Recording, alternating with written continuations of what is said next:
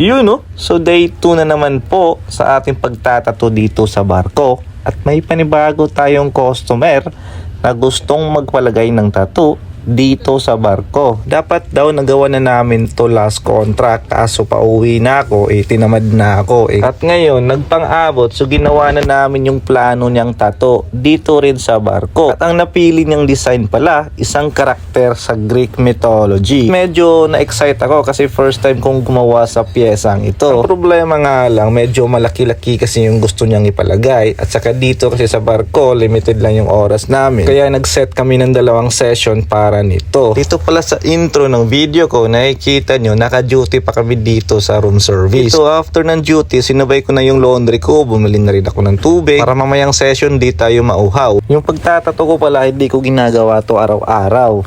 Ginagawa ko lang to twice a week or maybe once a week kasi kailangan din natin matulog. Sa haba pa naman ang oras sa pag-duty namin dito, 13 hours a day, tas wala kang tulog, banana yun. Kasi nung nagkita kami dito, nung sumampa ako 3 weeks ago, sinabihan ko na siya na baka after a month na lang pre, kasi need ko pang mag-adjust sa tulog. Sa sobrang kulit, napaaga, 3 weeks pa lang ako dito sa barko, ginawa na namin yung pesa nito. Kahapon nung pala ito natapos, kaka-out ko pa lang dito ngayon, at dito maghahanda na ako para sa session namin mamaya. At ito na nga, si Boss Joshua, may isang tropa din tayo pumunta kasi gusto niya makita yung tattoo session namin ni Boss Joshua. Dito nasira na ang mukha ng ating bida. O hala, ginusto mo yan ipagtiisan mo. Ito, naglining na kami. Ito na yung second session namin. Malapit na kaming matapos dito at saka sa part na to medyo masakit-sakit na talaga to.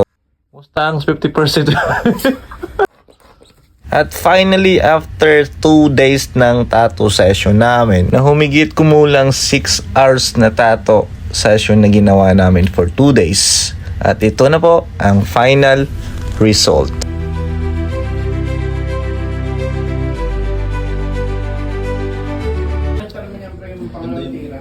Oo, putang ina, lalo na nung nagpuputing.